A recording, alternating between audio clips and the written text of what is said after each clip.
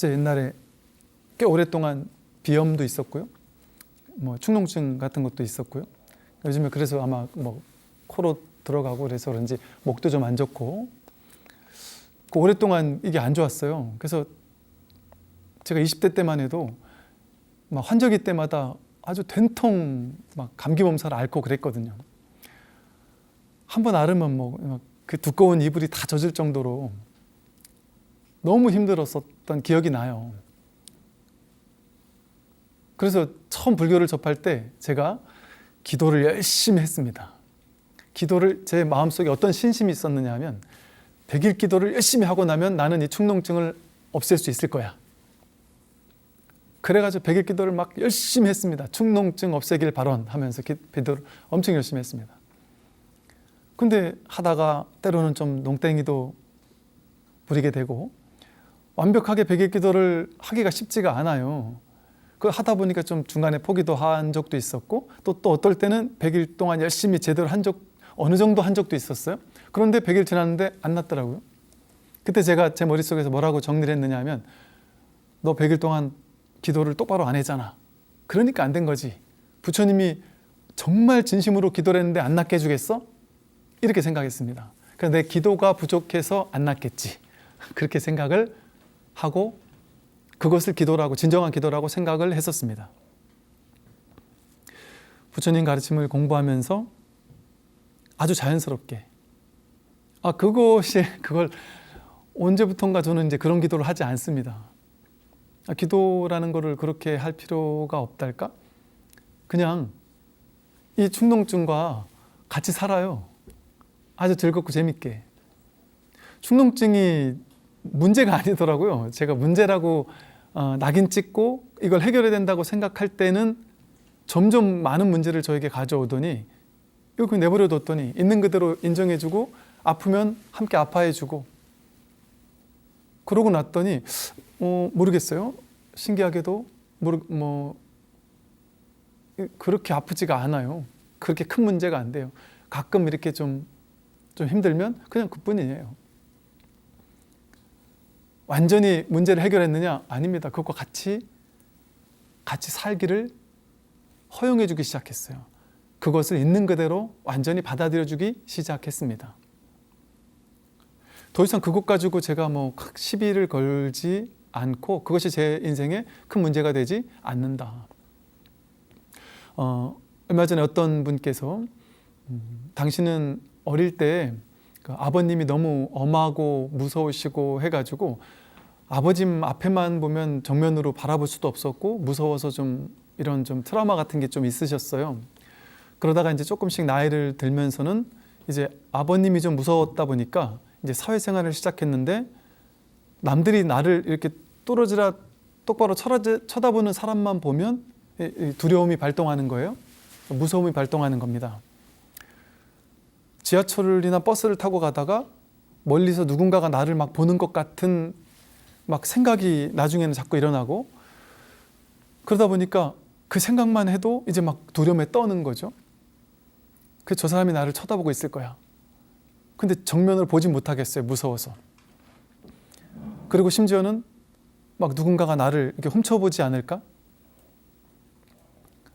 이거를 아닌 것을 내가 막 검증을 하고 싶은데 검증은 또 못하겠고 그 마음 때문에 나중에는 두려워서 대중교통을 못 타고 다니시고 아주 그 두려운 마음이 본인에게 너무 큰 아주 힘든 게 되어서 성인이 된 지금까지도 이 대인관계가 좀 힘드시고 이 문제를 해결하는 게 너무나도 중대한 목표였다는 것이죠. 이분도 똑같이 말씀하시더라고요. 법문을 듣고 이걸 내가 받아들여보자 했더니 조금 좋아지더라는 거예요. 그런데 완전히 해결은 안 되다라는 얘기를 하세요. 이걸 해결하고 살려고 하면 그것과 나를 둘로 나눈 채 그것과 싸워야 됩니다. 사람이 나를 쳐다보든 안 쳐다보든 그것은 이제 두 번째 문제다. 그 쳐다보고 안 쳐다보고가 사실은 문제가 아니다. 그것을 굳이 확인할 필요가 없죠. 사람들은 나를 쳐다볼 수도 있습니다. 그건 문제 상황이 아니라 그냥 있는 그대로의 진실이에요. 그 사람은 나를 쳐다볼 수 있어요. 내 눈이 아니고 그 사람 눈인데 어떻게 그 사람 눈을 내 맘대로 할 수가 있겠어요? 그걸 내가 저 사람은 나를 쳐다보면 안 돼. 그 생각이 나를 괴롭히는 거지 진짜 그 사람이 나를 쳐다봐서 문제가 생긴 걸까요? 남들이 나를 쳐다보는 것을 내버려두고 허용해주고 그것을 완전히 이제는 내가 그것과 함께 살겠다. 그걸 없애고 가겠다가 아니라 그것과 이제 같이 살겠다. 완전히 그것을 허용해주기 시작할 때 그 문제가 해결되기 시작한다.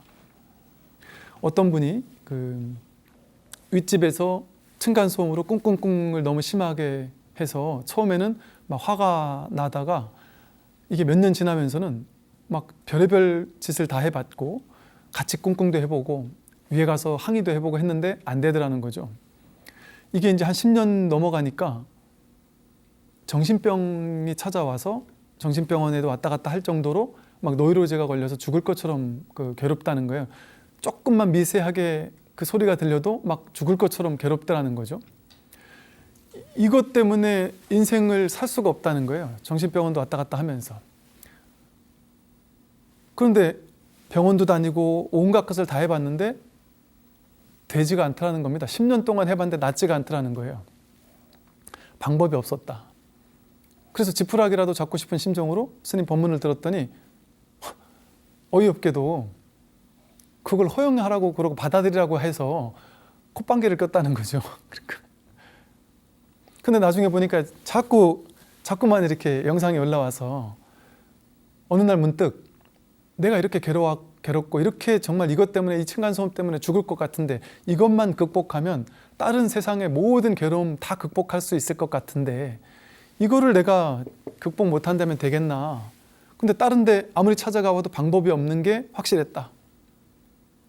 부처님 말씀엔 그래 정말 뭔가 있지 않겠나 하는 생각이 들어서 다시 한번 들어보자 하고 다시 몇 번을 반복해서 듣기 시작했다는 거예요. 그러고 이분이 이제 눈치를 챘습니다. 아, 이걸 받아들이라는 것이 꿍꿍거릴 때 받아들이면 없어지겠지, 괜찮아지겠지 이렇게 하는 게 받아들임이 아니었구나. 그냥 이것과 같이 살기를 허용해 주는 것이었구나. 그러니까 이분은 이제 이것을 완전히 살아주기로 했습니다. 꿍꿍거리는 그 소리와 함께 있어주기로 했습니다. 그러고 나서 생각해 보니까 받아들이기로 허용하는 쪽으로 마음을 바꾸고 보니까 이게 진짜 문제라면 남편이나 자식들도 나처럼 괴로워야 될 텐데 남편이나 자식은 내가 힘들어할 때마다 엄마는 뭘 그렇게 신경을 쓰냐고 그냥 좀 아무것도 아닌데 왜 그렇게 신경 쓰시냐 맨날 이렇게 얘기를 하더라는 거죠. 그러면 왜 이 문제가 저 친구들에게 문제가 안 되는데 나만 문제가 될까? 이건 내 마음의 문제지 꿍꿍의 문제가 아니구나. 같이 있어주면 되겠구나. 그래서 그분은 이제 이사 갈 생각도 안 하고 그분이 없어졌으면 좋겠다는 생각도 안 하고 그냥 같이 살겠다 하고 어차피 도망치지 못하잖아요. 그전에는 꿍꿍거리기 시작하면 딴 방으로 도망가고 막 했는데 이제는 도망치지 않기로 했다. 직면하기로 했다. 그래서 이제는 내가 절에 가서 3000배 하고 10,000배 하고 선방에 다니고 그럴 시간에 내가 이제 꿍꿍거리는 요때가 가장 공부할 수 있는 선방이구나. 이렇게 이제 마음을 바꿔버린 거예요. 그래서 그걸 완전히 허용해 주기 시작했어요. 그것과 함께 있어 주기 시작했어요. 그리고 그분 표현에 그러시더라고요. 꿍꿍거리면 이제는 그 지점에 가서 화내거나 뭐 좋거나 나쁘거나 이런 생각 없이 내가 마음 공부할 수 있는 이걸 통해서 내가 진실에 이를 수 있는 기회다. 제가 지금 말씀드린 이것은요, 이 받아들임이라는 것은 언뜻 보면 사실은 뭐 자기계발서나 영성서적이나 종교서적이나 모든 곳에 이 받아들임이 다 나옵니다. 다 나와요. 왜 그럴까요? 이것이 진실이기 때문에 그렇습니다. 이분 같은 경우는 이제 그 꿍꿍거릴 때 그냥 딱 그 소리가 들리자마자 내 생각, 내 마음을 내가 이것을 피해 도망가려고 하는 이 마음을 바라보고 그거와 같이 있어준단 말이에요. 도망가지 않는다. 그리고 화가 나면 화나는 그 마음과 같이 있어준다. 그리고 그분 표현에 꿍꿍거리는 그 지점에 가서 이제는 앉는다 그래요.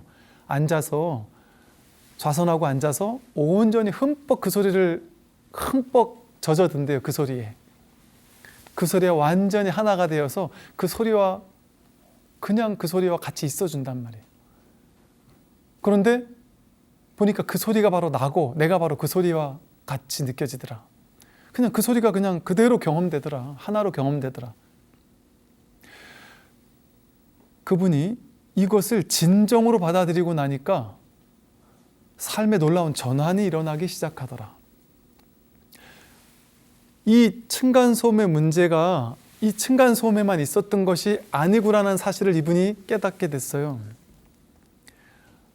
가만히 보니까 이 층간소음만 문제가 아니라 내가 공무원이신데 공무원 생활을 하면서 우리 여기에서 마음에 안 드는 사람들이 있잖아요. 그 마음에 안 드는 사람이 층간소음과 똑같더라는 거예요.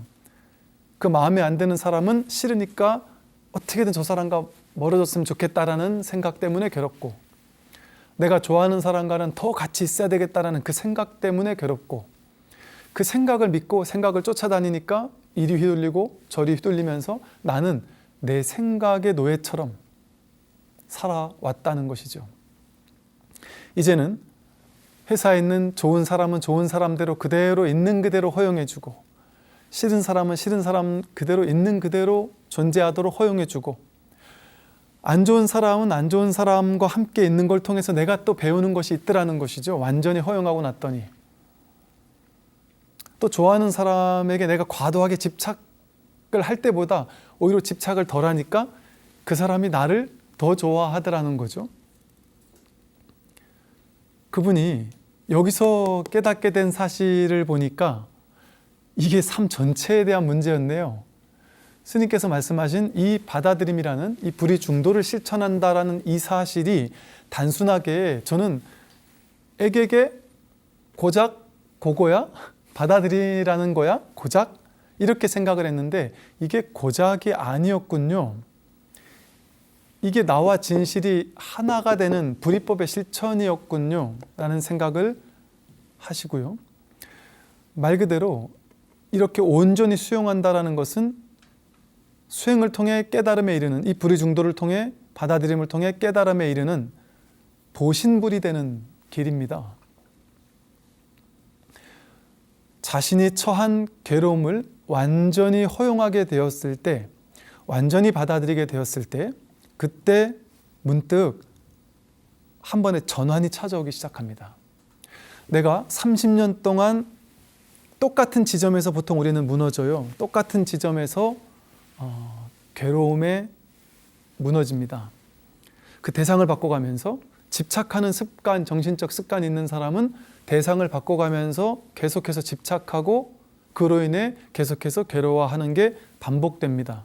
동일한 패턴의 일이 반복됩니다. 남들에게 좀 피해의식 같은 게 있는 사람은 어딜 가서든 동일한 문제로 피해의식을 느껴요. 그것 때문에 괴로워해요. 왜? 이것은 바깥에 누군가가 나를 실제 막 괴롭혀서 생긴 문제가 아니라 내 마음의 문제이기 때문에 마음의 문제가 해결되지 않으면 이 현실의 문제는 해결되지 않습니다. 제가 이 마음공부 부처님 가르침을 이야기하면서 이 현실에 대한 이야기를 제가 자꾸 이야기를 하면서 생활법문이라는 이름으로 이렇게 이 프로그램도 하고 있죠. 생활법문, 이 괴로움의 문제를 해결하는 이것은요, 단순한 생활법문이 아닙니다. 생활에서 조금 어떤 요즘 그런 말 하죠. 무슨 얄팍한 힐링이니 무슨 그냥 힐링 파리 장사니 뭐 이런 식의 폄하하는 말들을 하곤 하잖아요. 이 부처님의 불의중도의 가르침은 겉으로 봤을 때는 너무 쉽고 단순하고 기본적인 겁니다. 너무 심플한 이야기라서 아무데나 자기계발서 같은데 너무나도 흔히 볼 수 있는 이야기일 수 있어요. 그런데 한 발 더 깊이 쑥 들어가서 바라보면 이것은 도저히 분별의 머리로는 가 닿을 수 없는, 이해될 수 없는, 이해 너머의 무분별지라는 놀라운 진실의 소식을 담고 있습니다. 제가 여러분에게 이 쉬운 가르침들을 통해서 괴로운 거 조금씩 힐링하고 사세요라는 것을 전하기 위해서 이런 이야기를 하는 것이 아닙니다. 가벼운 힐링이 아니에요.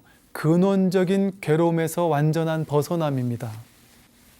층간소음 하나를 해결했는데 이분 표현이 내가 지금까지 살아오면서 묶여왔던 동일한 지점이 어딘지를 발견하게 되었다.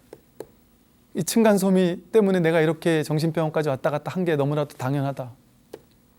내 정신적인 이 붙잡는 이 성향이 어디 가도 똑같이 발현되고 있더라.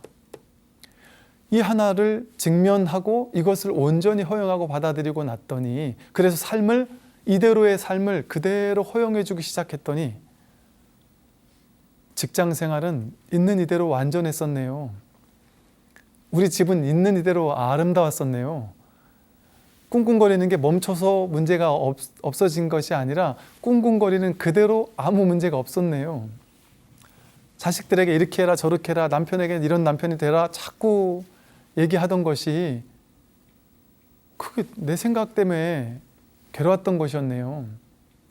하나가 해결됐는데 모든 괴로움의 문제의 구조가 해결되기 시작할 뿐 아니라 어떤 분은 그래서 자신이 처해 있는 한 가지의 괴로움은요, 사실은 모든 괴로움의 소멸과 다르지 않습니다.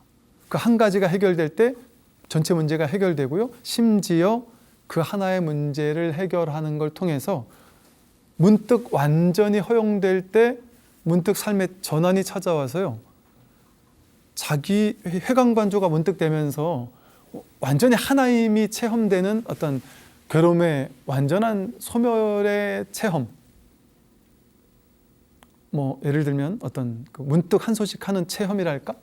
이런 어떤 체험들을 경험하는 분들이 계십니다. 온전히 허용될 때 이런 일이 벌어진다. 그래서 이 부처님의 중도의 가르침, 온전히 허용한다라는 이 가르침은 그냥 어떤 작은 힐링의 이야기에서 멈추는 것이 아니다. 이것을 통해 우리는 모든 괴로움의 구조를 깨닫게 되고 괴로움에서 완전히 벗어나는 그런 일들을 경험하게 될 수가 있습니다. 분명하게 그렇게 될 수가 있다. 행복하게 걸림없이 내 스스로 묶었지 누가 묶었겠어요. 내 마음 바꾸면 이 마음 공부를 통해 반드시 행복해질 수 있습니다. 정말 걸림없고 자유로운 가벼운 삶을 살아갈 수가 분명히 있습니다. 제가 이제 이번으로 벌써 이제 4회째인데요. 보니까 여기 이제 BTN 불교 TV에 와서 또 강의도 하고 또 여기 계시는 사장님이야 많은 분들과 또 이런 깊은 또 대화들도 많이 나눠보고 했습니다. 하다 보니까 어떻게 하면 이 불법을 포교해서 정말 많은 사람이, 어찌 보면 좀 전 국민이, 전 세계 모든 사람들이 이걸 행복하게 해줄 수 있을까? 이게 이제 우리의 다른 방송과 다른 이 불교 TV만의 또 이게 차별이 아닌가라는 그 고민을 많이 하고 계시구나라는 걸 보면서 되게 흐뭇했었습니다. 근데 이 방송이 나오려면 보니까 이 또 그만큼 여러분들의 많은 분들의 이렇게 아마 후원 때문에 이 방송을 이렇게 만들 수 있는 것 같더라고요. 그래서 기회가 되시는 분들이라면 함께 동참을 하셔서 이런 이제 프로그램들이 모두가 함께 행복해질 수 있는 이런 프로그램들을 좀 더 이제 지속 가능하게 보다 많은 사람들에게 나눌 수 있는데 작은 보탬이라도 될 수 있는 도움을 주시면 포교가 더 한 발 나아갈 수 있을 것 같습니다. 오늘 이렇게 함께 해주셔서 감사합니다.